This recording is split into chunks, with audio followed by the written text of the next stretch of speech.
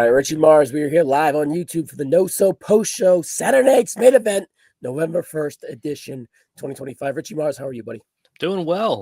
Lovely night for wrestling, and I guess other sports are happening right now too. Yeah, a little delay here. Not too much. Only 5 minutes, which isn't bad Yeah. for us. But we're like, all right, let me get out of this bases loaded inning to see where we're at.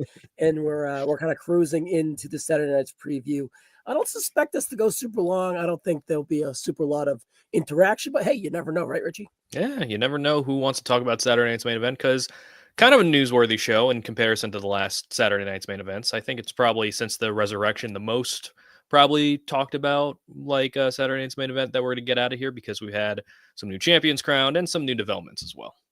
Yeah, let's just put like a pulse on it, a little mild. But you mentioned two new champions. One was a vacated title, and then Jade Cargill defeated Tiffany Stratton to become the new WWE Women's Champion. And honestly, her grabbing it and ending Tiffany's 2025 with a loss is kind of a big news thing that we'll kind of get to as well.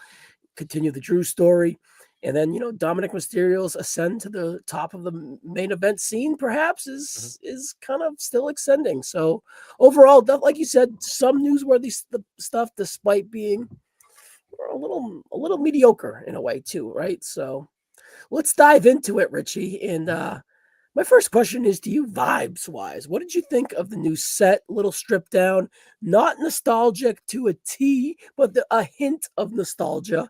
And most importantly, the biggest positive for me is the commercial freeness in the middle of the matches. That's the biggest takeaway. And that makes John Cena's final appearance super, super optimistic. And a little thing on top there, Richie, they did have a little bit of an overrun. So if John Cena wants to get not Goldberg next month, he's going to be fine. Yeah, absolutely. Like, I did like the appearance. It reminds me of like when they rebooted Saturday Night's Main Event in 06, 07, I believe. Yeah. It's kind of like that kind of stage, just a little cleaner comparatively, because the Ruthless Aggression era was all about like a little bit rock, a little bit more grunge, and this was like HD. It was pretty, it was clean, But I also enjoyed like the mat, the ropes, the ringside area. Didn't have any advertisements on the apron or anything like that. So it was kind of like refreshing to see like just like kind of a stripped down show in terms of like the presentation and the overall effects.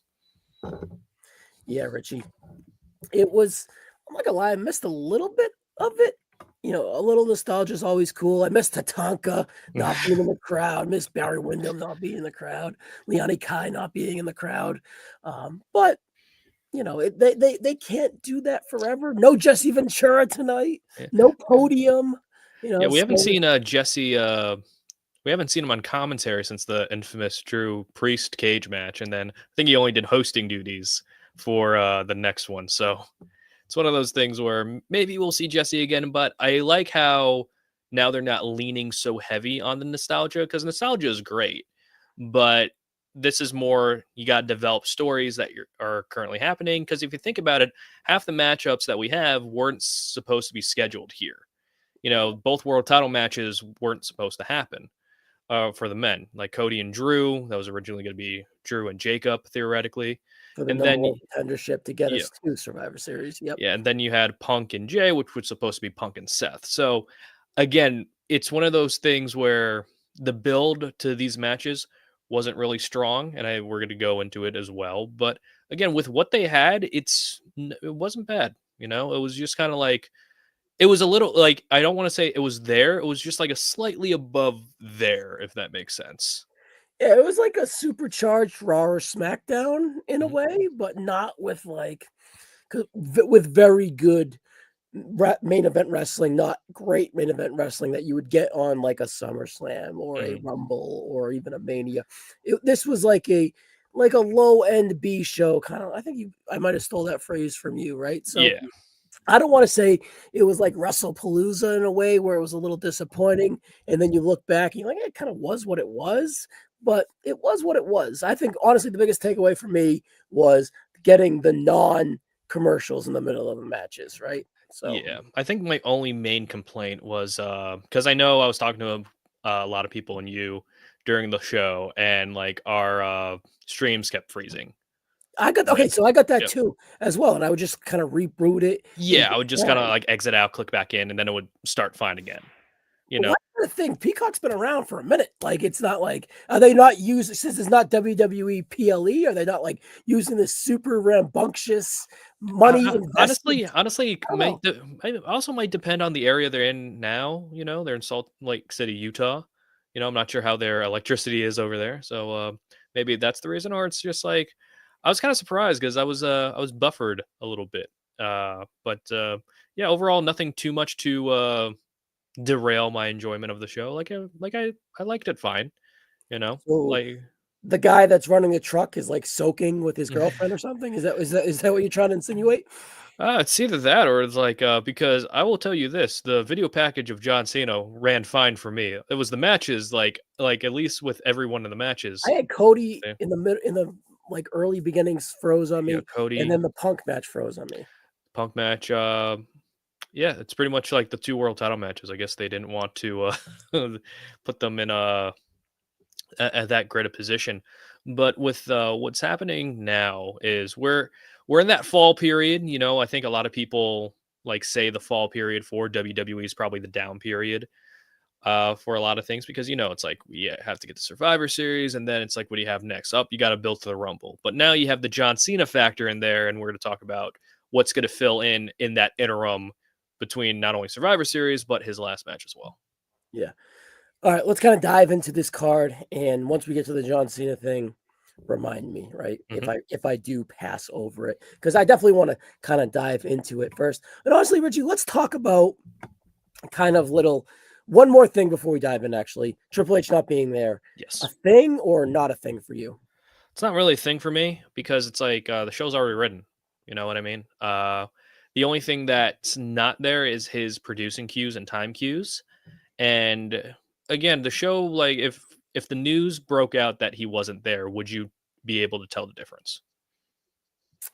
Yeah, I don't. I really don't know. You know. It's one of those things where it's like it's a story for the sake of like it's a good discussion point. And it's like, oh, is he really taking WWE seriously? You know, because there was other stories coming around where it's like, oh, is he focusing more on politics? He's putting himself in front and center of everything. He's becoming the Dana White of WWE, which yeah, that's probably his end goal. That was probably his whole end goal since since he um, first said it. It's like I'm gonna run creative, pal. But again, it's one of those things where I don't really put too much stock in it. You know, again, the show's already written, the direction's already there. There's nothing being changed day of that we know of, and like we saw the executive producer credits, and he's still being credited. So the show still has his fingerprints on it. So I wouldn't really take too much stock in it one way or the other. The only thing I took out of it when reading that before the show, like it's really not going to be that monumental of a show, right? Hmm. Yeah. Now, are we going to get like Bruce Pritchard having the Jade Cargill picture and the CM Punk picture? Or are we going to get that? Yeah. If not, we're probably gonna get it on Raw and SmackDown because that's what they did with. Oh gosh, it might have been. I might have been Elia. I want to say Oh, when because Triple H wasn't there? Okay, yeah, Triple H wasn't there for Elia, I believe. So they did the picture the next week. interesting. All right, well, I might have a little insight why he wasn't there, Richie. Ooh, okay. Okay, we're breaking a little news here, brother. Ooh, I okay. just did a Google search, right? Yeah. So, if you remember in Triple H's Hall of Fame hour speech, plus speech, he went over his daughters, Yeah. right? And I believe his middle daughter, Murphy, he said plays football. Yeah. And it's funny because afterwards I looked up where she played football. And because I had this, I know obviously they're from Connecticut, I'm from Hmm. Massachusetts. I coach prep football. We travel all around New England to play these prep schools, right? Hmm. So in 2023, 2022, we went down and yes, so she was on the team in 2023 when St. Luke's High School near in down in Connecticut, way down in Connecticut. I don't know this town. Do I know the town? But anyways, I'll look it up. I'll continue. They way down in Connecticut, we played St. Luke's, and there was a girl on the team. So I'm like, Hmm. all right, I'm intrigued. I'm intrigued because let's just be real. Like I know the landscape.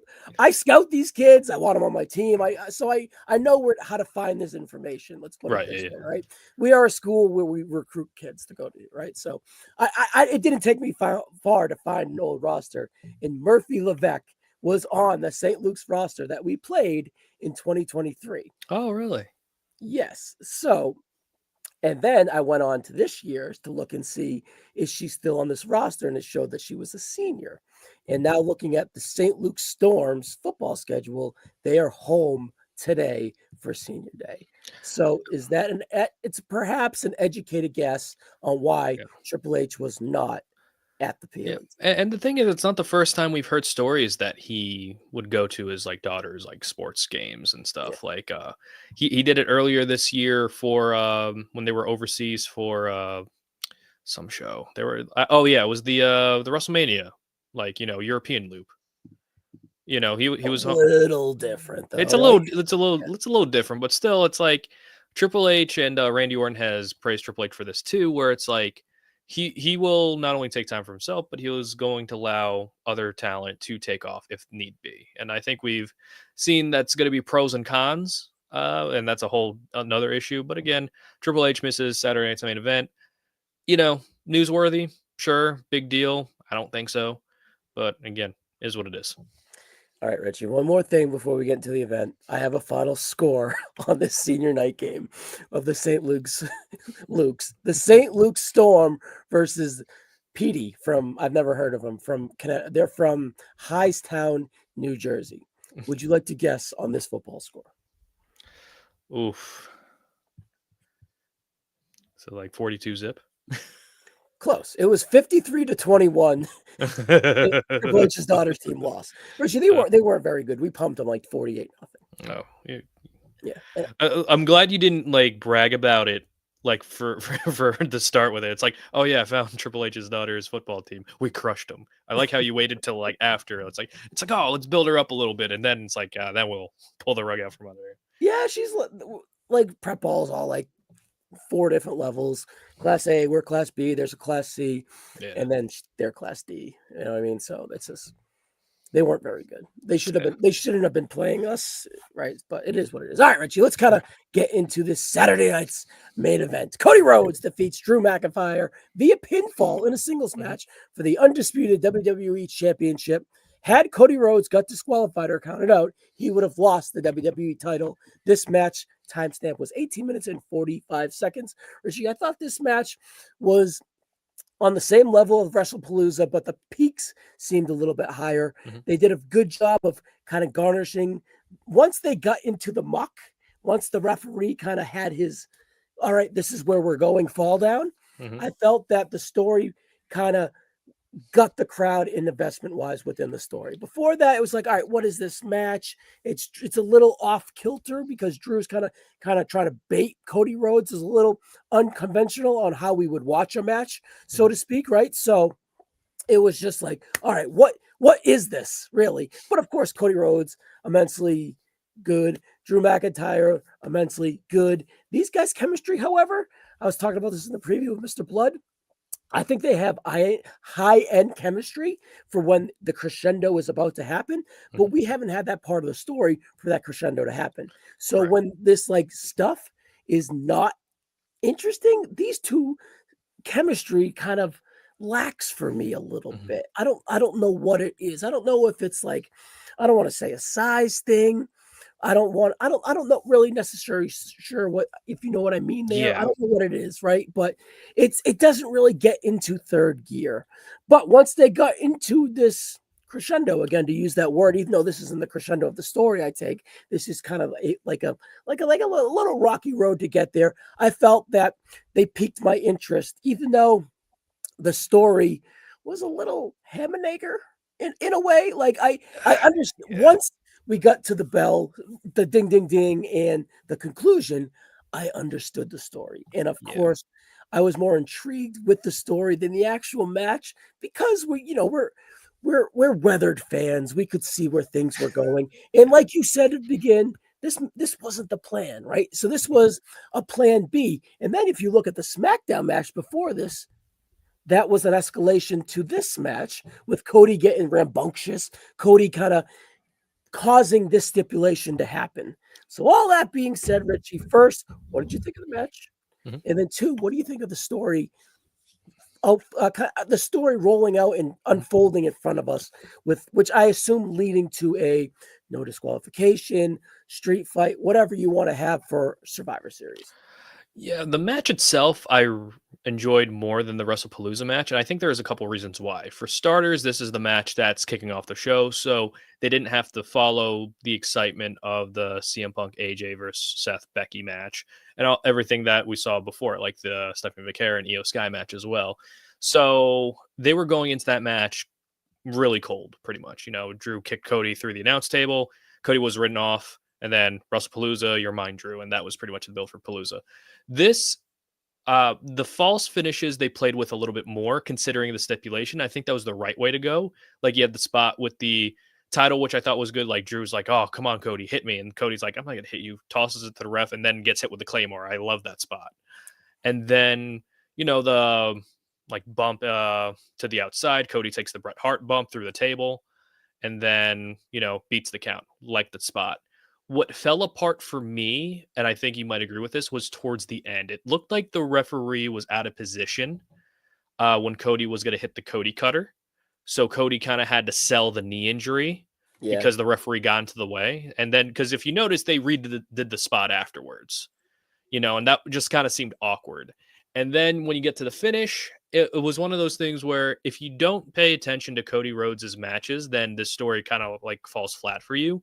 Cody using the DDT onto the title should have lost the title technically if the referee was still awake.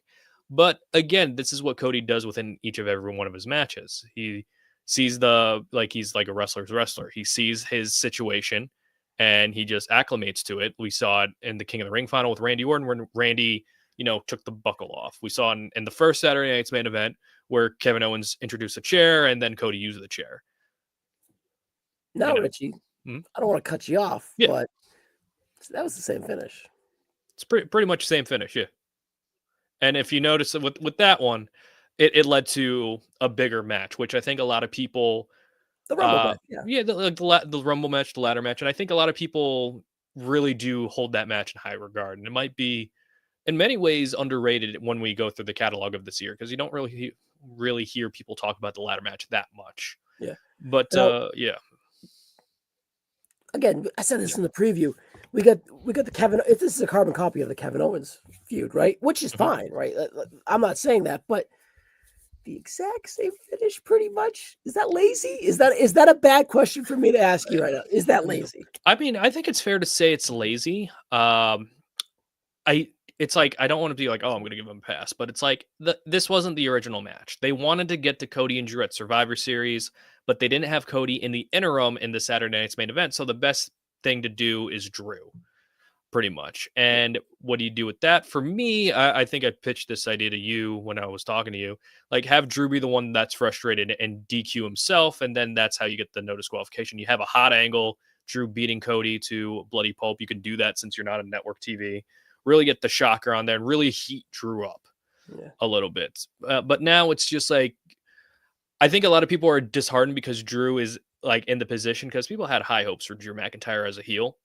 And now like people were building Cody and Drew as one of the feuds, at least for me, because if you've seen like a Raw match they had last year, this was like right before WrestleMania 40. It was very good. Yeah. It was a very good match. So I'm just like, my hopes are like, oh, okay. It's like, we're actually getting some good, and they actually had like a good match at March. Yeah.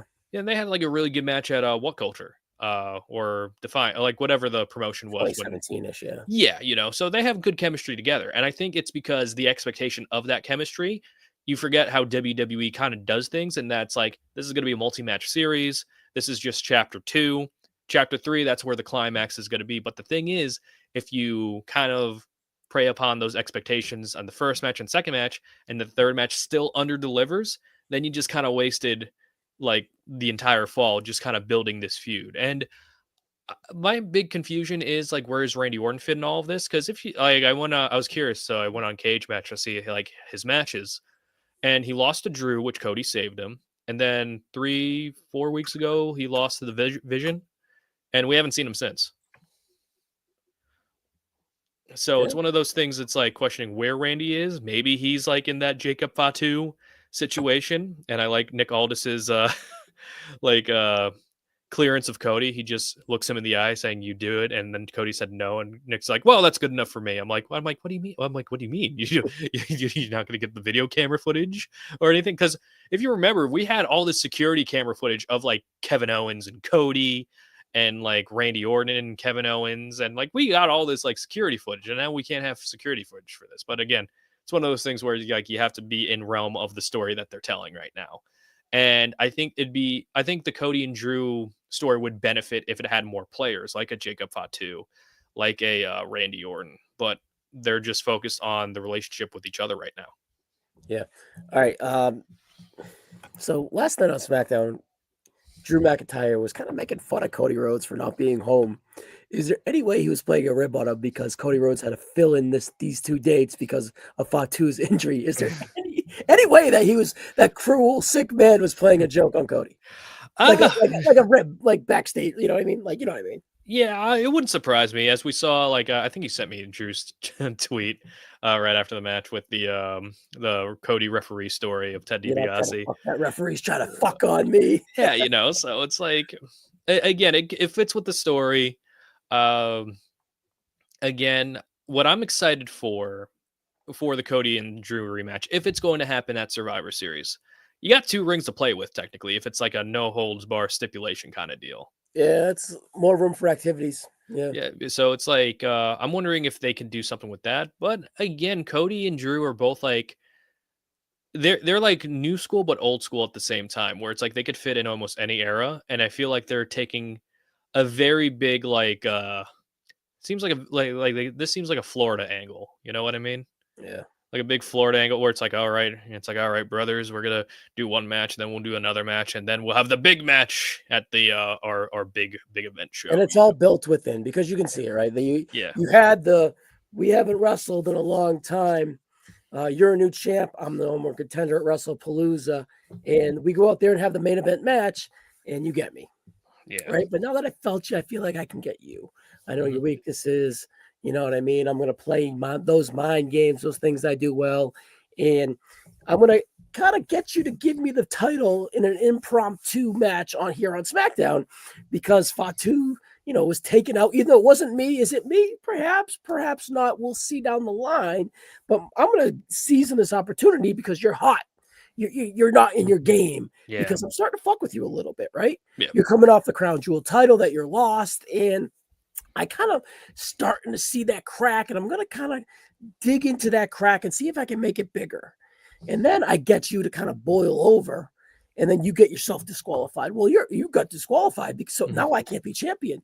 So I presented at the very last minute, the night before Saturday night's main event, that you cannot get disqualified, because I see an advantage and you're about to crack emotionally and mentally. And that's what I do. I'm Drew McIntyre. I play head games. I fuck around and I find out, and I get in that skull and I get the advantage, because I've been a top guy and I know what it can do to you. And now that I'm kind of bitter and I'm on the other side of things, I'm going to use that history in my advantage. And then you get me again in our second match because you cheated. So now I have you where I wanted you. I'm going to bring vitriol in. I have you right where I want you, and you're going to crack and lose the title to me. That's the story, right? So it's typical Drew McIntyre playing into his characteristics, which are strong. You do protect Cody a little bit. I don't really necessarily love the repeat finish of Kevin Owens, but I'm not going to let it bother me. I'm really not. I'm really, really not. Again, I'm not going to like throw it out there and be like lazy booking. It is a tidbit. Here's the thing. It's very safe. It's very safe. If I throw a touchdown in the game before and I see the defense lining up again, and I could use that same play to throw another touchdown, I'm going to fucking do it. Yeah, the thing is, it's like if you play basketball and you just keep scoring layups. Yeah. Like, why are you going to start shooting threes, right? It's still you're still getting points on the board. You know what I mean? The thing is, would it be beneficial for me as the viewer to see them go in a new direction with this, so I don't compare an angle they did less than a year ago? Absolutely. Yeah. But am I completely saying like this is like the worst thing that happened for the story? No. You could argue that's uninspired, but for the story that they're telling, does make sense what they're doing, because you want to go to the next match. I think the main thing that people are upset by is that Drew took another L more than anything. And for me, like, there's a lot of more interesting things you could do. But again, it's not my company. Don't book. I don't book the show. Yeah. So you really have to see like which hill that you need to die on creatively when it comes to this. As a match itself, I think it was an improvement over their WrestlePalooza match. I think it started breaking down towards, like I said, the aforementioned ref spot where Cody was going for that top rope cutter. I really thought it's like the referee was kind of like out of position because he was going to be in that spot anyway for like the finish, with the whole bump finish. So like it keeps the story going. It just the big question mark is these kind of matchups where it's like they're holding back because they want to save it for the conclusion down the line. And for Cody and Drew's track record, their conclusions to their feuds are usually very good. So like I do have hopes for the third match being pretty high quality. But Yeah. again, it's like I think you're that's where getting through you're eating the veggies before you get to dessert, pretty much. Yeah. I think they get let's just put it this way. I don't think they have the house show chemistry. I think they have the main event of WrestleMania chemistry to kind of at its peak, right? Yeah. So we'll go from there. That's fine, right? So I'm looking forward to it. I think Survivor Series is going to be a loaded card, and I think this is like the cherry on the top for it, right? Yeah, So, like I would like them to do something like really outside the box. Like personally, I think like a first blood match would be really fun. Because then Drew's like no referee can like get involved, and I can just beat you senseless, and then I will just bust you and you open, have and that's Stone Cold losing to Kane in 1998 King of the yeah. Ring, like Yeah, you you didn't got take a Stone Cold pinfall. and Taker too, and it's just kind of like you have ways where it's like it will still protect both guys in matches like this. Like the ladder match with Kevin Owens still kind of protected Kevin Owens, even though that was the blow off. But he didn't lose by like pinfall or submission. Like with this, if the final match is a match where neither men can get pinned or submitted, I think people would be fine with that. So, all right, we've gone on long enough because I'm sure we'll talk about these two again. Again, I can't harp enough on the positivity of no commercials in between. Yeah. Right? But we get a lot of commercials. It's a typical PLE. They're making their money, buddy. Yeah. But I prefer in between. I like the breaks, get a drink, go to the bathroom, whatever, snack, whatever you want to do. Text your buddy, you know what I mean? Like, so it's just like, I don't mind the in-between breaks opposed to you let shit settle in, it sinks in. Where's the story going? You can think about it a little bit instead of like, ring, ding, ding, next match, 5-star match, next 4.5-star match, next 7-star match. It's just, I don't, at my age now, almost 40, I'm good with it, buddy. Yeah. All right. Jade Cargill defeats Tiffany Stratton in a singles match for the WWE Women's Championship. Richie, if I could have you guess the time stamp of this match, what would you say? I'm going to go 8:56. 5:30. Really? Yeah. Yeah. So the story coming in tonight is Tiffany's knee, of course, right? And again, just to harp it on, we're smart marks. We've been watching this for a while in a way, and we could see, what was going to perhaps happen here. And was that a red herring or was that the story of the match, right? And it was the story of the match. And I thought it was a good story to kind of get the belt off Tiffany. Is it the best decision? We previewed this match, Richie, and we were a bit on the fence more because of is Jade the solution? And if this women's division on SmackDown isn't necessarily so sexy for Tiffany as champion, what makes you think that it's in the right hands for Jade to succeed at champion? Now, she could have a bunch of returns and things could go in her favor, but I kind of missed Tiffy time. I liked her as champion, Richie. Did you think this is the right decision, and are you optimistic about Jade's future? So this was like one of those decisions where it's like you almost had to give Jade the championship because if she didn't win now, then she's a bust. Yeah. As a sign. Because again, how she was signed, how she was promoted as signing. Can I ask you something? Yes. Do you think she was promised the championship? I wouldn't say. I will say that she was promised a high spot, and I think the Bianca Belair spot was like, testing the waters, and it's going to give her an angle with this championship. Whenever Bianca is available, this is the program that you're going. And I feel like depending on how Jade does as champion, is going to determine whether or not she retains against Bianca.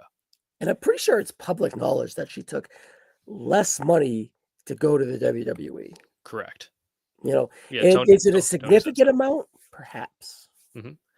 Again, it's one of those things with Jade. Like, you had to pull the trigger because you can only have somebody in the challenger role for so long before people stop losing faith in you. It would level her where she is. And did we promise her his belt?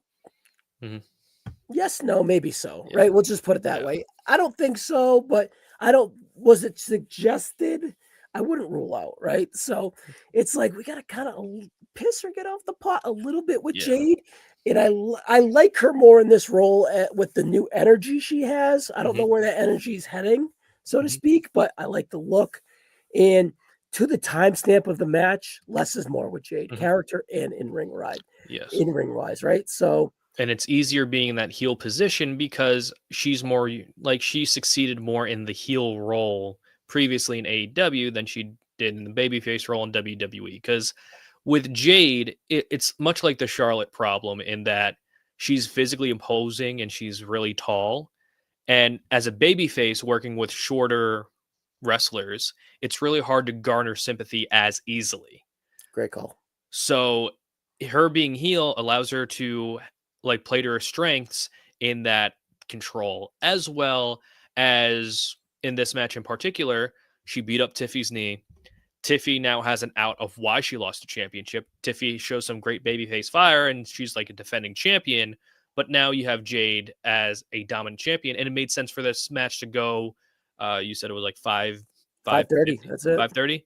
Yeah. So it's like, it made sense for this match to be short instead of, well, Jade's inexperienced.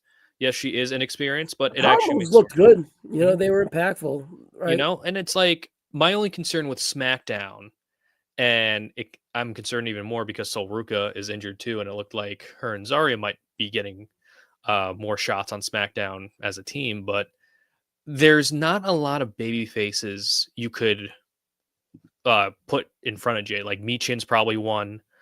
They would sniff the U.S. title. Yeah, and it's I think we get Charlotte by the Rumble, if not Mania. Yeah, sure. Alexa would be another one, but as of right now, you don't really have many options on SmackDown, at least babyface options. So I'm very curious to see how this is gonna go down. You have 2 heel champions with Julia too, right? Yeah, so who knows what situation that's going to be a part of, and who knows, maybe Jade joins up with Julia and with Kiana and have like a power like faction, because Jade worked well in a faction in AEW. Jade does well when others who can cover her weaknesses for it, much like other stars of the past as well. So with her being like a final boss, like not like the Rock final boss, but being that like boss kind of character where she's just like kind of like lurking in the shadows as other people do her dirty work, I think that would be a good role for her. I liked her with Stokely. Like Robert Stone's doing Evolve. I think Robert Stone would be really good with her. But who could you see on the roster? Who could you see in NXT? Who could you see as a free agent? Now, does she need like a guy who was with the Elegance brand in TNA? I don't know his name, but a guy like that, someone that is good on the microphone, but is not a presence. Someone that's substitute, that would give in to her. Like if it was like a submissive to her, right? Yeah, like, I thought Stokely was fantastic. Yeah, like Stokely would have been fine. Like Brad Maddox, if he was still around, he would have been fine. Like somebody like not like that. No, not like that. But it's just like somebody who it's like you see, it's like kind of smarmy, kind of hiding behind Jade, but will get in front and do her dirty work. Yeah, and will be believable in like the women's roster can beat him up. Yeah, and then she needs like a chick, like a Gray. Who was that? Leah Gray. What was her name? Leah Gray. Yeah. She needs a chick like her that could be a heater, Red Velvet, right? Someone that could take the bumps and build up the anticipation for the babyface to take her shot at Jade. Yeah. I don't want to say Kansas because like I thought like it's unfortunate that WWE Jackson would have been great. Yeah, like I think Stevie Turner like would have been fine too. Her and Stone together with natural chemistry with Jade. Yeah, so it's just and stuff. Like that's the thing. It's like WWE With Jade, again, they can do whatever they want, but it's like with Jade, I think they were kind of like hoping that she would like kind of pick it up a little bit in like the WWE style. And because of that, it's just like the style is either people are going to learn very quickly or people are going to have trouble adjusting. With Jade, it's like not only are you going to be a part of a tag team, you're going to be part of a babyface role, which you've never been in before. So now it's kind of like, all right, what do you do here? It's like a complete 180 from your other presentation. But now we're getting back to what made her a valuable asset to AEW for that time period. So I think it's the right move in terms of just not only like putting Jade in the position that you portrayed her as the star to be in, but it's going to be in a role that she's more comfortable in. It's again, I'm not going to keep giving these football reference, but I am. And I'm going to give like a youth football example, right? Up to third grade, you just kind of run outside the tackles and let the fast kids run around the edges and they just go run and score the touchdowns because the shit is in the middle and they can't be fast in the middle. Mhm. But as the linemen start to develop and they create creases, you kind of make those little guys get in the shit so they can learn and run up the middle. So they're a complete running back for when they get to middle school and high school. And then in college, they can run outside, they can run inside, they can read and all that stuff. Jade can only really run outside, and that's her power game, right? Mhm. So WWE is just like, fuck it. We're only going to run jet sweeps with her. That's what it is. She runs fast outside the tackles. We're just going to put the ball on the perimeter and see if she can hit a home run. And if not, she's going to get like a 2-yard gain. That's what it is, you know? So that's the presentation that I felt from Jade the last week or two. Mhm. And that's the presentation that I feel that we're going to get, so on and so forth. It's like they've established who she is, and it's this lane. And do we have a commitment to her? Do we have a promise to her? Yeah. And do we have to see what we have in her, most importantly? I'm gonna use a baseball analogy. Yeah. Nolan Ryan. She's not Nolan Ryan. I'm telling you. I compared her to youth football, Richie. No, I'm just saying I'm doing Nolan Ryan. 2 pitches, pretty much. Fastball, curveball. Yes. He didn't need anything else. Yeah, but Jade Cargill is not a Hall of Famer. She's not. But again, it's one of those things like stick to what she knows and then improve upon that. Don't like. I want to stick to my second grade running back comparison. You went Nolan Ryan on me, Richie. Well, Kevin Nash did it. I know, but Kevin Nash had immense charisma and a cool factor. Jade's character is even a little, you know what I mean? Yeah, we're still here. We're still in that beginning heel period, and if she's like anything like she was in AEW, I think she'll be fine. I know. Let's kind of jazz her up, her presentation up. Let's give her something to kind of sink her teeth into character-wise. Because when she was with Naomi and Belair, they were deodorant for her, to be exact, right? And she felt like more of a background player and not a forefront player. As champion, you have to be a forefront player. And this investment of her seems to be forefront. But can she kind of sink her teeth into it? I don't know, Richie. We'll see. I'm a little bit optimistic because I think they're going to play in the playbook that is limited, but a smart playbook because she's going to be able to execute the plays. So we'll see. It wouldn't surprise me if we see a couple babyface turns on the SmackDown Women's roster. Like, it's much needed, buddy. Like I could see a Candice LeRae babyface turn. I think Candice would probably be a good person to pair Jade up with for a little bit. Do you suspect her to be a babyface, or do you suspect her to be like a heel? Jade being a heel, yeah. Yeah. Oh, pair her up as in a one-on-one. Okay, pair her up like that. Yeah, but that's on me. Wrong word. I thought you meant like our conversation earlier. No. Yeah, just like because Jade does work well with smaller like baby faces. At least in AEW, you would see more of that. But her AEW matches, and I went back through Cage Match for it. It was like the medium like time of matches were like 3 minutes, like 5 minutes, like something like that. But you're in WWE. This is year 2 that you're in WWE, and you're still kind of like picking the paces. I'm just really hoping that she is in a position that she's comfortable in, and then she could improve upon that. Yeah. All right. And then after this, Richie, in between, we saw a commercial for WrestleMania 42, like a prolonged a little bit presentation of commercial here. I honestly like the commercial. I think I like the high stakes poker aspect. I think that I like the double down aspect, even though I don't love them going to Vegas again.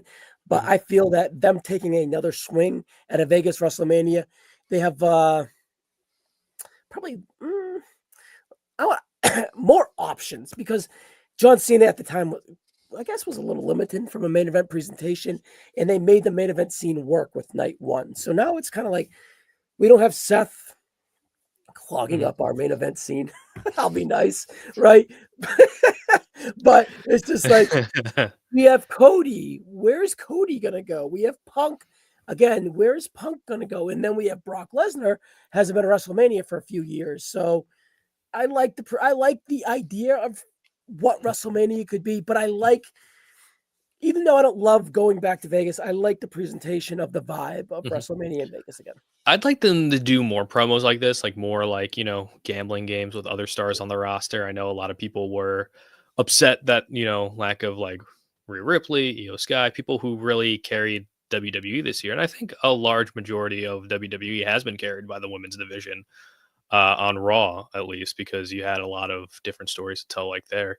But as the presentation as it goes, I like it more than the Vegas theme they did this year, because it's like it looked a little bit more like I'm not sure if gritty is the right word, but it's just like it's like a little bit more. It's just like you got all these top stars, they're playing poker together.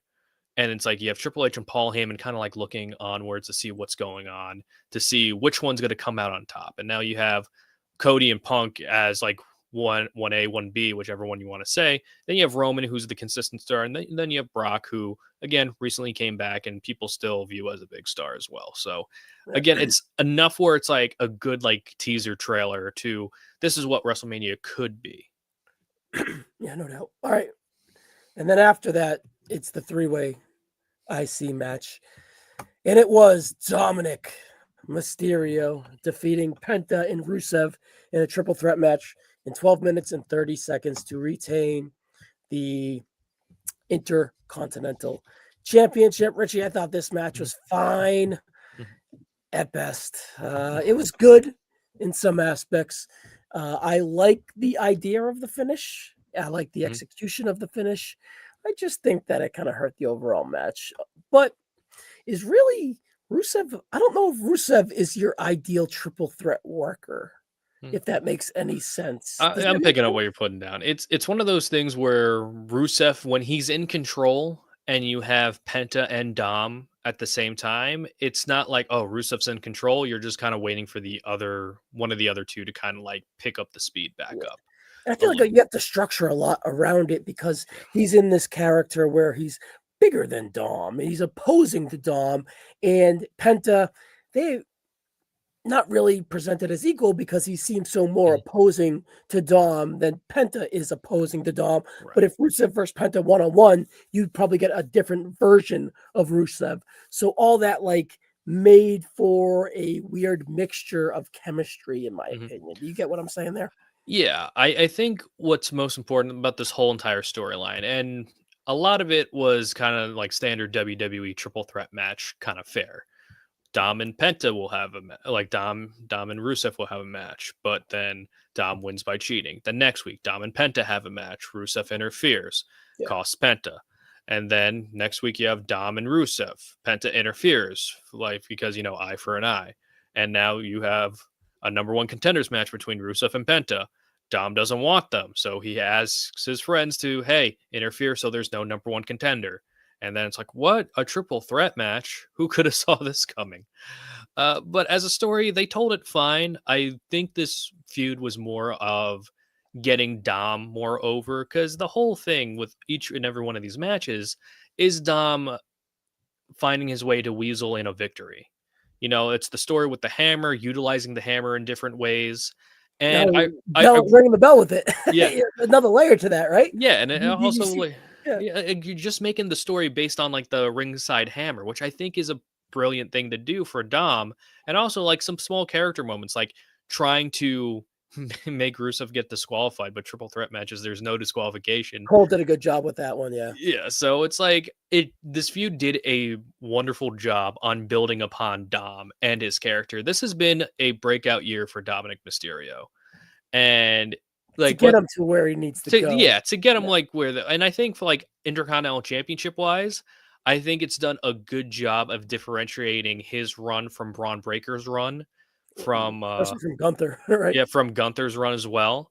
And that's what you kind of want in your intercontinental champions. Not everyone can be cut and paste the same kind of title reign. There's got to be something that separates them. And for Dom, he's getting this character more and more over. And I think a lot of people are enjoying him as champion. And if they are trying to build Dom as one of the last opponents of John Cena, then I think they're doing it the correct way. And by hook or by crook, he's going to try to be Intercontinental Champion no matter what. All right. Do you think we get Cena, Dom in San Diego at War Games? It's either San Diego or Madison Square Garden. It doesn't feel like Raw in Boston. Mm-hmm. Perhaps we can get something that would lead to that, but because I saw this comment and I thought it was a great idea.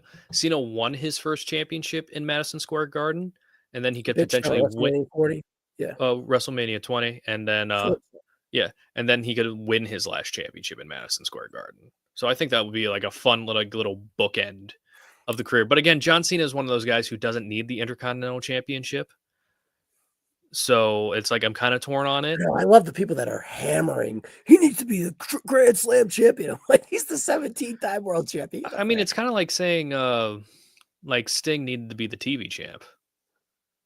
In a way, right? Yeah, it's like, was Sting the TV champ? I just want to like he wasn't. Maybe to complete this stupid Grand Slam bullshit that means nothing. Yeah, So, but that's pretty good prelude, So, all right, let's transition out of that match to John Cena. They had a section of his sit-down interview that will be airing fully afterwards on why he's retiring and how he's going to stick to it. Richie, first, do you believe him? And that's not leading to an angle to prolong his career. I believe him when he says it. I do too. I just wanted to kind of get that out of the way too. Yeah. And it feels like it's going to be a super formal sit-down interview in his shorts and t-shirt and hat, but it's going to be formal and it's going to be like a retrospective on his career, a commercialization for the future of the WWE, and really a celebration of what the December Saturday Night's Main Event is going to be. So I have extremely high hopes for that Saturday Night's Main Event.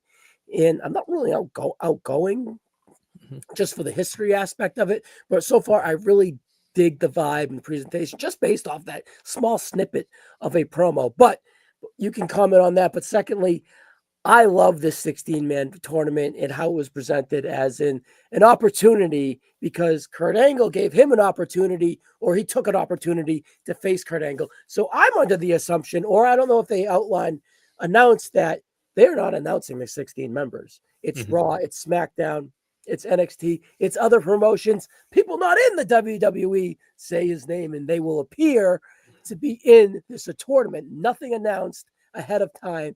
And you just show up and you see. I think that is working greatly for the United States Championship. And they're taking that gimmick and putting it into both sides of the plate and 16 unannounced names for the prize to face John Cena in his final match. I think that's fantastic, Richie. Just naming some of the names that they showed throughout the video package, because that could be like kind of a hint what we got. It's like you got Sheamus, you got Solo, you got Gunther, you have Bronson Reed was shown, Mello was shown, LA Knight was shown, Drew McIntyre was shown. All these guys who feasibly you can kind of buy as like the last opponent. Maybe not Solo, but you know what I'm saying. But with everything going on, it adds prestige to them people too as well. So. Yeah, and also makes every match on the show kind of mean something a little bit more. That's needed for this time of the year. And it's like, all right, cool. You get this tournament, and like for me, a finals match would kind of look like a Gunther versus an LA Knight. Because those are two guys that you can argue did benefit for the Triple H chain of creative the most. Yeah, you could say that, right? You have not much history with with Gunther and John Cena, but then you have the history with LA Knight and John Cena. Yeah, so you could argue that Cena gave LA Knight his first big break. Is Rob for sure, yeah. So endorsement, anyways, yeah. Yeah, and it would just kind of be like,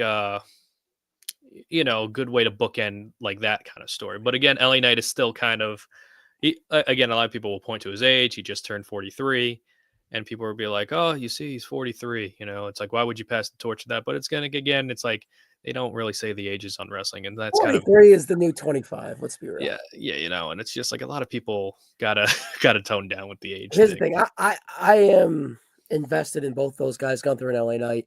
I am a fan favorite of both those guys in LA Knight. They're Mhm, probably top tier guys for me in the company mhm, right now. mhm, So you can't go wrong either way. I mhm, love the idea of Gunther. He accomplished finishing Goldberg's career. And mhm, then he could accomplish finishing John Cena's career. He could accomplish AJ mhm, Styles' career. All that in mhm. a calendar year, like Yeah, in 12 months, right? yeah. And that's a great way for him to kind of be presented up the card Mhm. continuously, right? To get on Yeah. that Cody Rhodes, that CM Punk, that Seth Rollins, that Brock Lesnar Mhm. tier is stuff Yeah. like that to add to It his belt, right? and it's really amazing because, like, Gunther, I think the weakest part of Gunther's whole presentation in WWE has been his world championship run. And I feel like if he were to face Cena in the final match and he defeats Cena, that will put him on a different level. It wouldn't be up to like the standard of like Brock ending the streak to kind of rehabilitate Brock. Like, because like when Brock returned in 2012, he lost to Cena. He beat H, but then he lost to Triple H. And like they just kind of like had Brock as the guy, but then when they beat the streak, that's when they're like, oh, we could book him as our new Taker, pretty much. So, That's what you could do with Gunther if you really wanted to.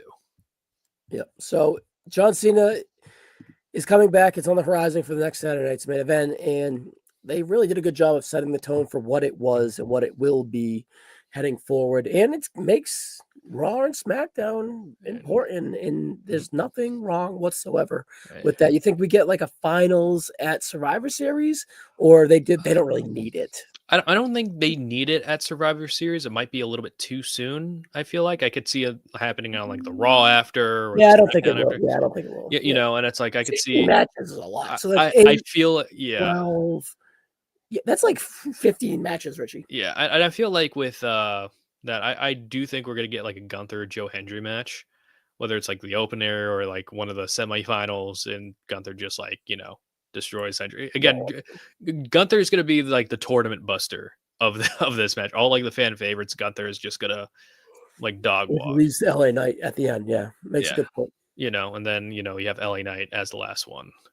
But yeah, it's like this tournament. I like usually I'm mixed on tournaments, but this it really does make every match on the show mean something more. It makes people wanting spots in this tournament mean something more. And you could have many different stories coming out of these tournaments. Like they showed Miz and Mello. So what if they cost each other their own tournament matches, or maybe they're the first round of the tournament, and then you Yeah, it's a continue good that call. story. So, like, you got a lot of different options, and you could be really creative if you really want to with this. I'm just curious to see how they're going to portray each and every one of these 16 guys, like in the tournament, and what they do after. You think Joe Henry is the only non WWE guy, not including NXT? You Mhm, call him an NXT guy. I don't know what you want. mhm. That is in this tournament. So is he the only guy outside of the company? Yeah, because they said outside of the company. Yeah, I think he's the only guy technically outside. Well, technically he's like NXT, but it's like he's TNA Well, they technically mentioned now. it's differently. I Yeah, suspect. Yeah, yeah, I the could see. way that they said it, I think NXT will be considered in Yeah, company. Yeah, like him, like Obafemi, I think would be a good option too. very good. Yeah. Uh, but yeah, those are like Entering my. the final. But yeah, it's like I think there's a lot of potential on who's going to be out here. Tanahashi would be pretty fun, but that's not going to happen just Never because say, never say never, never say because never. Yeah, Shinsuke Nakamura, there may be deals needed to be made. maybe we'll see how that goes on with January it. 4th, Nakamura, we'll Mm, see if Yeah, things need to be made, right? So fingers crossed. never say never. That could be a great call and a really good pull and an intriguing Hmm. oh, right? So Yeah. they were just in Japan too. So we'll see what happens. But yeah, tournament should be a lot of fun. I just hope they don't make it too one sided where it's like, oh, it's obviously going to be Gunther who's going to win the tournament. I hope they give us at least like 2 or 3 like good plausible options. Like I Yeah. feel like Gunther, LA Knight, Drew, and I think Mello would not be a bad pull to give him. Mello I think would be good considering how he started in NXT was the ruthless aggression line Yep. when he was facing Adam Austin and Cole. Boston, even Yeah, though it's just like a good like Framingham and West Newbury. Yeah. but it's a lot of, and this goes with anything when you go like the streak, like the Roman Reigns championship run, it needs to be put on a guy who could carry the weight of that. Because we've heard people like being brought upon to like break the streak before, whether it was Edge, Mark Henry, and other names that were talked about breaking the streak, like Wade Barrett, Ted DiBiase Jr. for a while. Like you need to have a guy that could carry the weight of ending like who they're calling the greatest of all time's career. And Gunther is probably the top pick of somebody who could carry that weight. As for the other guys, you still have plausible. Like I think like Drew would be a plausible one. LA Knight would be, 50-50, but he would be like a cool one. Joe Hendry, just for how much John has affected his career. But those would be like this. Like those are like my 4 like semifinalists. Yeah, I'm good. I'm good with all of them. And man, I can't just get past LA Knight and Gunther. All right, Rich, I'm going to show you a photo. I want your reaction. Yeah. Oh boy. Ricky Saints is confirming that's a troll job. Yeah. Yeah, I'm surprised they didn't do the whole Spider-Man meme when Cody was on that NXT episode that one time. Yeah, well, they're all AEW guys, right? So Yeah. that's what the picture was, right? So yeah, like again, it's one of those things where it's like I'm so glad we have 2 wrestling companies because it's like it's pretty cool to see like how wild this world can be, where it's like all these guys like not even like 5 years ago were in AEW, and then now they're all WWE champions. all right, so for the audio listeners, I just showed them a picture of Jay Cargill, Ricky Saints, Cody Rhodes, and CM Punk all together taking a photo backstage as WWE champions holding their belts. Richie, let's play a quick game. CM Punk and AEW or WWE?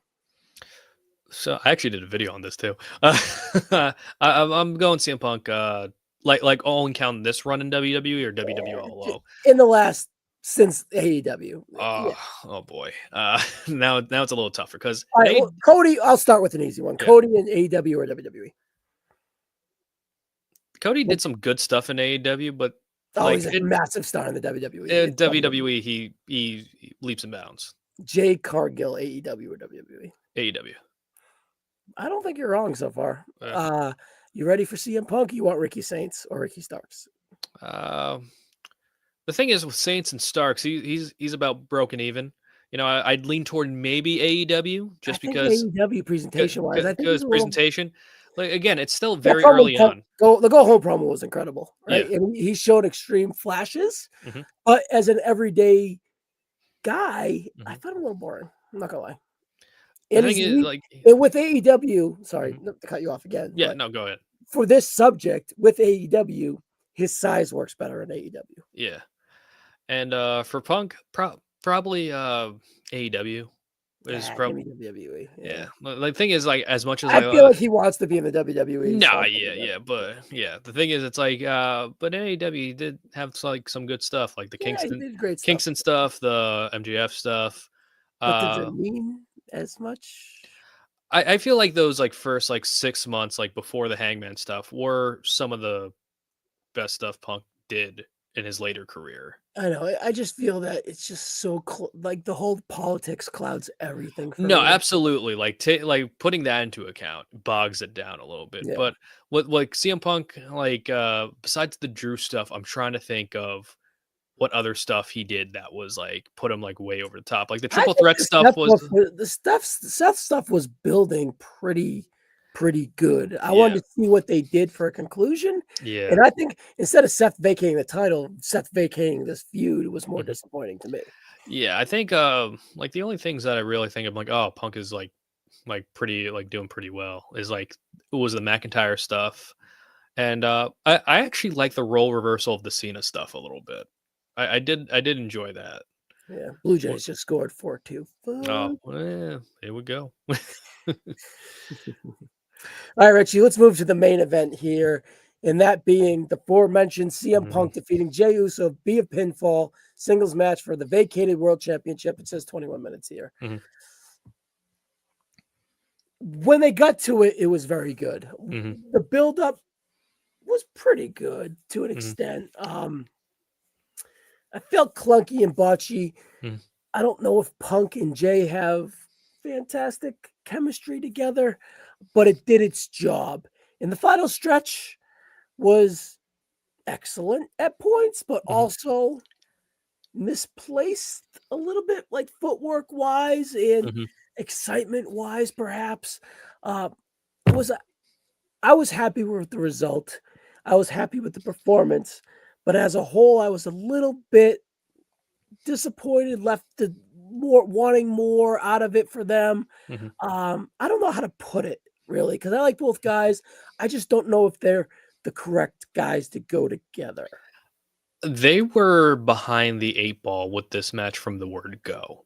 Yeah, Because like I said earlier on, this match was not supposed to happen. It's going to be Punk and Seth. making Most chicken salad, kind of. Yeah, yeah, a and little it's bit. just like like the thing is like Jay is in the middle of his like arc. CM Punk, his main rival's out of commission. He has nothing to do, We and won't use LA Knight because perhaps we have bigger, grander form plans, right? it's one of those things like if LA Knight were to hypothetically be in this match, and you and I we've talked about this a lot. If he were to be in this match, people would be upset that he lost this match.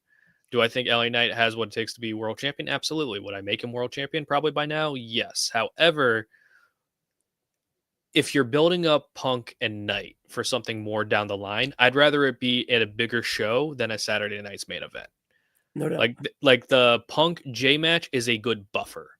It's a good buffer because, in my opinion, the title reign might not last that long. And if Jay is transitioning to wherever he's going, the L is not going to affect him. It could Mhm. actually highlight where he's going as well. Yeah, it could help build that. Thought like there was a possibility Jay would win the world title if it was going to shortly go on to Braun Breaker. Yeah, And they with have the the history. bronze right now, and somebody was talking to me, and they were shocked that the bronze didn't interfere. But I thought the they were story coming out that they're afterwards. Yeah, yeah, the story that they're building is that the bronze are going to be on good behavior, because then they will earn a title match the right way. Because as we saw on Raw, Braun took out LA Knight, so feasibly he would be the number one contender. yeah, So that's your next world title program. and they're trusting Heyman with this vision. Yeah. And whether or not they're patient enough to listen to Heyman, remains to be seen. But hypothetically, let's say the War Games match is like the rumored match where it's going to be Punk versus the members of the Vision. How do you get Roman out? Well, Punk's now the world champion, which is that bargaining chip. So then you have Punk and Roman. Roman will join the team only if Punk gives him a future world title match. You know, Intriguing, and interesting. and then I'm not ruling out the MFTs in the War Games, by the way. yeah, I know, and I'm trying to avoid it. But it just feels like one of those years where we don't fucking need a War Games. Yeah, That's the thing. it's one of those things where Trying to bastardize it. it's like I would love a traditional Survivor Series match, because it's been a Yeah, while since we saw it on the Survivor Series show. I thought the ones that they put on NXT versus TNA, the showdown, yeah. was very fun. But again, War Games just to be there, you could build it up to be something very fun. But the War Games in this particular case, you should probably have the Vision win this. If Well, they this was, have to, yeah. And yeah, the heels haven't won since the first year. yeah, so it's like that's what, and then you build up that Roman and Punk thing even more, even the Roman and Jay thing even more, and then you kind of continue on from there. But you're in this position where you gotta build the bronze up, because who else do you have on the heel side right now on Yeah. Raw?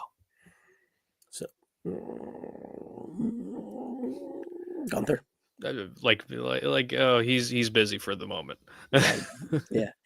Dom Mysterio, Finn Balor. So yeah. Yeah, the Finn train is gonna be crazy when he finally wins all the belts. ship sailed, buddy. Ship has sailed. All the boats. Perhaps Jey Uso Yeah. once character arc gets to where he's going. Mhm. Maybe we'll see. But Yeah. actually, I think I wouldn't mind pivoting to that direction real quick. Mhm. Where do you see that going? He has the friction with Jimmy, but I don't really think that friction is going to go anywhere. I just think it's Mhm. kind of building in characteristics within Jay for that Yeah. change.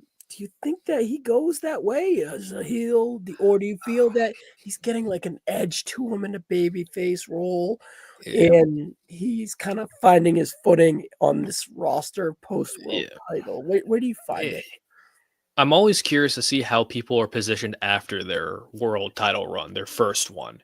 Yeah, And Jay's post-world title story yeah. has been more intriguing than the run itself. Not saying the run was particularly long, but it's like they actually fit a lot into his run in like the Yeah. like the 2.5 months that he had the title. Why I was championing that he really should lose the title before we know it, and it should be Yeah. shocking. And Yeah. all that was executed greatly. And to your point, it has been a little more interesting character-wise, him coming out Mhm. of it. You're not wrong. Yeah, so it's fixing one of the main problems people have. I think the only other thing people have an issue with is his in-ring stuff, but for me, I'm like, he's capable, just I depends on don't the know. dance part. Yeah. I Just don't know depends what on the dance, like yeah. the dance partner, because it's like the match with Cody in the King of the Ring like semifinals, I thought was really well done. As a title defense against Seth, really well done. The Gunther match on Raw, I prefer it like that to the WrestleMania Yeah. match, and his Saturday Night's main event match with Gunther wasn't bad, but I think I prefer their IC title match more. He's From had 5 last year. matches with Gunther, and the Yeah, WrestleMania one was the worst one. yeah, that's the main thing. But with Jay, what um I'm very curious of is because he's still so over, and it's like the people the people do not care about the in-ring aspect as much as people like. He's the only person like I've seen that where it's like the divisiveness of online and in the arena are like polar opposites, and it's really incredible to see. Well, it's funny that you mentioned that. If Mhm. you notice that person slipped in a sign that says this guy stinks when he's doing the yeet with the Yeah, cannon, and yeah, everyone, the whole crowd's yeeting. yeah, And this guy in this little part of the frame right here had the sign that said, "This guy stinks." yeah. Now, Richie, Mhm. not to put on a tinfoil hat or anything, Oh, you but think that was a plan? was that an industry plan? Yeah. Perhaps. I Yeah. go 5%, 10%, perhaps, right? Like, I mean, there's always a possibility, yeah, because you know. he held it there. It was Mhm, there, and it mhm, was a big sign, and they confiscate signs, and they have all the tricks with the drones and the mhm, camera angles and all mhm, that shit. mhm, So I'm not gonna rule it out, and I'm never mhm. gonna say never with that one. Well, and a lot of people are not going to like this, but both Jay and Jimmy both want to redeem themselves. No, I listened to Jimmy on Rosenberg's say Uh, that they got to the thing, and Jimmy was like, "Yo, just fucking squash me, man. 9 minutes? What are we supposed to do with 9 minutes, man?" mhm. And they're not wrong. Yeah, Jimmy like, "They should let us cook for 30." I was like, "Pump the brakes. How about 15 to 16? like, 30 are we minutes? including entrances with 30? Because after Yeah, Jay and Jimmy's is probably like 12 minutes out, you yeah. get a good 18-minute match in there. Jimmy was actually really funny when he was just like, "Just squash me and have Lil Wayne not even leave the ring." And then just do the dance with Lil Wayne, and then fuck it, I'll get up and I'll start dancing with Lil Wayne. We all like, yeah, hey, or whatever his name is, Wayne. And Mhm. I was just like, that would have been better. No, yeah. Save some time at least. And that's the thing. I think that's what it's kind of building to. Not necessarily a heel turn, but it's like, it's like we're button heads here. You Yeah, I know, don't want to see a feud. I don't want to see the blood feud or the brother bullshit or the fakeness, because it didn't work because it was fake. Like, they didn't feel like a real feud, and it also didn't fucking work because the turn was at SummerSlam 2023, and then they wanted to wait till WrestleMania, so they cucked their own fucking story. That's why it didn't work. You wanted to politic backstage and say, "Let us get this to WrestleMania." All right, well, we wanted to put it at fucking Fastlane and wherever the fuck it was, over the limit or whatever it was. But no, we're going to cut it day of down to 9 minutes, and there's your political bullshit. So they played themselves with that one. Yeah, my whole thing is with all of that. There was a lot there, Richie. I That, don't know why that, I was so no, emotional and you were so very angry venomous right all about there. that. Well, the thing is, that's probably the jumping the shark moment for me for the Bloodline stuff, is because like of that SummerSlam match, where Yeah. it's like you leave the Bloodline and then Jimmy's back with the Bloodline. That's the main thing. But It I was a feel like hole. It was a hole. I feel like that's where the direction's going. We're gonna get a Jimmy and Jay match. Like have that satisfying arc going over, I wouldn't mind that and then in the John Cena tournament where there's stakes and there's no personal animosity. Like, right, I don't know if like I if want it's just this. It can't like be a feud. even It can't be a feud. no, uh, yeah, as long as the finals aren't Gunther and Jay again. But the thing That's with true. everything with this world title match, this title match came in. It was really cold. World title match has been the world title in general. You can argue has been like a really cold championship. It So has. putting it on Punk is a very interesting decision because is he going to heat it up or is it just going to be more or less the same? Is he going to We're be going to bring him down in a way, right? yeah? Because like if you notice when Cody won the title, like he was active every week on the show, and now it's like maybe it's like every other week. We'll get like a Cody match or something like that, and Cody's still very over, but New it's like schedule, again, brother. yeah, it's one of those things where it's like Punk, he's 47, again, not going for age stuff, but it's still Punk. You're trusting him with the world championship, and his last title reign was 5 minutes. His AEW title reigns before that were like the longest one was about like 7 days or something. Uh but yeah, it's one of those things where I'm hoping the best that they have an idea on how they could portray this world championship instead of it being like now it's like a tag along that Punk's having. Yeah. All right, Richie. I think the future is bright for CM Punk because I'm not necessarily sure that he's going to heat this up from the babyface side of things. Mhm, Is there? I don't think that he'll turn heel, but is there any lane that all the Jay Red Herring stuff and the lack of heels on Raw mhm, and so many baby faces, and when there's so many baby faces, it's like having so many quarterbacks. You ain't got one at mhm, that top level. Is there any way that CM Punk? Because when he's champion, he usually turns heel because he has the championship and he needs to change his attitude to keep it. That's mhm, historically been a character trait for CM Punk. I don't see him changing heel tomorrow, mhm. but in the future, I don't know, buddy. What do you think? There's a scenario that I think could work if you're going to have a Punk heel turn. Imagine, Vision on one side, Punk, Roman, and whoever you have else on the other side. And the Vision have like four members announced, but not another one. But it's like, oh, that's a surprise, and people are thinking, like Brock Lesnar. Like the Vision gets the advantage. They're waiting for it. 3, 2, 1, like there's nobody going there. The Vision looks shocked, like Roman's about to like spear all of them, and then you see Punk hit a low blow on there, and he was like the mole of that own Oh, team. he's the DiBiase to the Rhodes of the Yeah, 2008. Yeah, yeah, yeah. yeah. So it's like then you have Punk as like that leader of the Vision. But the only reason why I wouldn't do that is because then that stunts Braun Breaker. And I don't like the character traits in the story through lines with Paul Heyman there either. Mhm. Right? Like I think that it's a that's little that's muddy. the only thing. It's like I don't want to renege that like turn because this is and Punk made reference. This is the second time Heyman turned on me. Fool me once. Oh, shame on you. Fool me You twice. know, Shame on it's- me. you know, Yeah. so yeah, it's like I as much as it would be cool to see a heel CM Punk, I just don't think it's the time nor the place because now you have to put all eyes on Braun Breaker and Bronson Reed to a certain degree. So. No doubt. All right, Richie, it's that time where we're going to get the fuck out of here, buddy. Hmm. We're going to watch the final 2 innings of the World Series. Hmm. Dodgers are trailing by 2. Perhaps they come Mm. back. We'll see if Mike Snellgrove is a big Dodger guy. See if probably wrong is probably unhappy or probably right. Mhm. We'll have to see. He'll pop when he sees this, when he Yeah. rewatches it. For Richie Mars, check you on a TikTok. Mhm. And I'm sure we'll have you around for another preview come Survivor Series later this month. The Yeah. Survivor Series is here. And then in what, 6 weeks Mm. is John Cena's final opponent, final Yeah. match? Yeah, that's gonna be a big one. Yeah. It's here. They're doing a great job presenting it and making you not wanting to end. So Yeah. I'm going to Boston most likely for the Raw. Are you going to MSG? Still need to get my tickets, but I should be clear to go. Should be good. We'll have some correspondence. We'll post some videos. I might have you send me some videos so I can post here on the YouTube, Richie. Yeah, sounds great. And for now, guys, we'll see you in the next one. Richie, thank you, buddy. Yeah, thank you for having me.